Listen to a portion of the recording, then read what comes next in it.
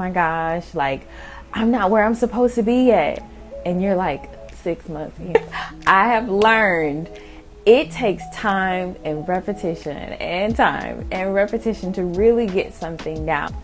Hey everyone, welcome back. My name is Rita Anderson, and here on this channel we talk about everything that would help you become the best salon professional possible. So today we're going to talk about 3 things that will help you grow your business and sustain the test of time. Number 1 is going to be your mindset. A lot of people think when you get in the industry, okay, I'm out of beauty school, I've done what I needed to do, I've done all the roller wraps, I've done all the highlights, I've checked all the boxes, okay, I'm going to get out into the salon world and I'm going to be able to create these masterpieces. It's not going to be difficult. Of all my years, I have learned it takes time and repetition to really get something down and to be an expert of it. In order to be an expert in anything, you have to have gained wisdom. And behind that wisdom is an understanding, and behind that understanding is knowledge. And in order to gain wisdom in something, you literally have to put your hands in it. Like us as hairstylists, most of us are kinesthetic learners, which means I got to put my hands in it. It's like until I got in there and started weaving hair out and started highlighting and having it turn out a specific type of way, and then learning, okay, I need to do like smaller pieces, smaller sections, smaller slices. It's not going to turn out right. It's going to look like something from the 90s. You know how they had those stripes in their hair and they were just walking down the street with that zebra print on top of their head, and they just really thought it was all the business, and it was, right? But that is no longer that is no longer the case. So to say all of that, you really need to gain understanding and have a growth mindset in it. Not thinking like, oh my gosh, like I'm not where I'm supposed to be yet. And you're like 6 months in. Let me tell you, sis, let me tell you, brother, it is not going to just come magically. Now, some people, because we have a love for the industry, for the beauty industry, and we love the transformation and things like that, some of us are naturally good at it, right? But in that being naturally good at it, it only can get you so far unless you are consistent with taking classes, continuing education, trying to learn maybe from the stylists around you, trying to learn from even online courses. There's a lot of different platforms now where we can learn different types of skills. Until you learn those things, it's going to be difficult for you to progress just all by yourself.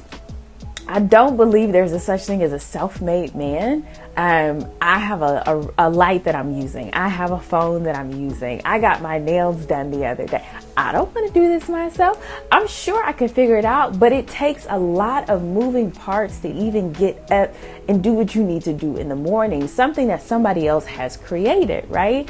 So I feel like you should definitely take accountability for your actions and the things that you are able to do on your own.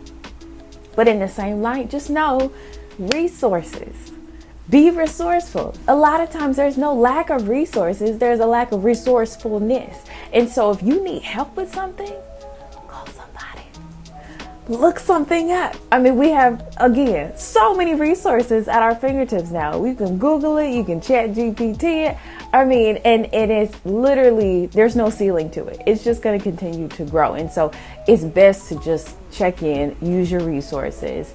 And with that, just keeping a growth mindset. Okay, I'm not where I want to be yet, but it's only a matter of time, right? It's only a matter of time until you get there, but that takes consistent persistence. You cannot stop. There are so many things, so many ideas as a creative I have, and I'm like, oh, I'm going to do this, I'm going to do that, dun, dun, dun. Like, it's like a whole production in my mind. And then I get analysis paralysis, and I just go get some tea, and I just go sit down. And I'm like, okay, all right, one step at a time. Don't get overwhelmed by the plethora of ideas that you have in your head, because in all reality, they're thoughts that haven't come into fruition yet. And so you don't want to get anxiety by thinking about all the things that could possibly happen. You don't want to be depressed by thinking about all the things in the past. Like, it's just, oh, child, even think about it. Just throw it away. Just throw it all away. Just be present. Keep a growth mindset, which just means that you're open to learning, and not a fixed mindset, which means that you believe that where you are is as far as you can go. No, if you still got God's breath in your lungs, baby, listen, I promise you, you will be all right. So that is number one, having a growth mindset, willing to grow versus a fixed mindset. We don't want to fix ourselves on who we were yesterday, right? There's a foundation. There's some good things. Take those good things with you, and the rest of it, just leave it at the door. So number two is going to be patience. Patience. You got your P. Like, you need patience. Like, the process cannot be rushed, right? It is something that you can put a lot of hard work into. And in that, you'll be able to speed it up, right? It will expedite your success by putting consistent, persistent effort, right? But it still takes time. You still have to give yourself time to do 100 highlights, to do 50 root retouches before you learn, okay, let's break this down this way. Again, you can be taught certain things and learn them very quickly, but in the same light, just have some patience for the process. Just because you are not there yet doesn't mean that you can't get there. Just don't give up. So those kind of went into the same little basket with each other. The next thing that I would say that would help you grow your business as a salon professional and also sustain in the industry is to find what you love and do a lot of it. So my specialty in my salon is color, natural hair, and extensions. Now, me being who I am, I was just like, oh, I can do everything. It is not a problem. Like, yes, sis, I can do this, especially being new and not having as big of a clientele as I wanted. What did they call I was at a salon and because I'm a pretty cheerful person. Some days I'm just kind of like, chill, but I love a challenge. And now I don't like hardship, right? But I can, if somebody is a challenging client, I'm cool. They knew that. They got me so many times. After a while, I got a little jaded because I was like, if y'all give me one more person who come in the door unhappy, I'm leaving. Like, I can't do this. I gotta bounce out of here. But in the same, like, pick what you like to do. All jokes aside, pick something. Pick a specialty, right? If you want to specialize in growing natural hair out, do that. If you want to specialize in color, take your classes, get really good at, be known as the expert of color and balayage and highlights.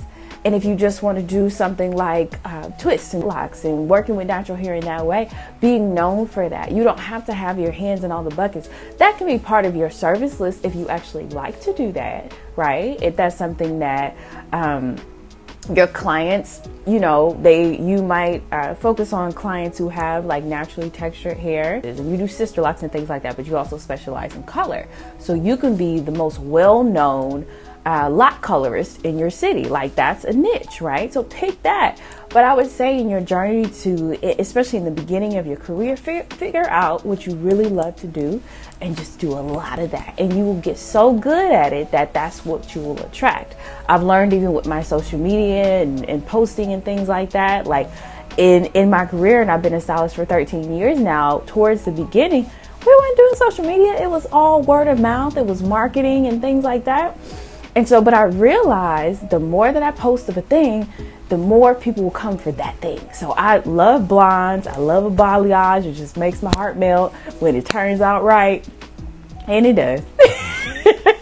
After 13 years, it's better, right? But I would have so many clients that would come and be like, I want this, and they would show me their phone and be like, oh, you did this 2 weeks ago. I want this exact look. And in my mind, I'm like, well, your hair doesn't look exactly like that. We'll make it match, right? We got to make sure that consultation is on point. Anywho. So, but just figure out something that you love to do within the industry. And it just makes it a lot easier to come to work. It really, really does. And so, so those are 3 things. Just keeping a growth mindset, being patient in the process, and picking a skill set within your industry and within the things that you desire to be really good at, and doing that consistently and growing and getting better at that. That will help you grow your business and sustain in the industry. So thank you so much for tuning in. I appreciate you. Make sure you like and subscribe. I want to hear your commentary. I want to hear about what you guys would like to hear more of, like more topics that you are desiring to talk about. So just let me know. Thank you so much for joining me. I will see you on the next episode. Make sure you like it and subscribe.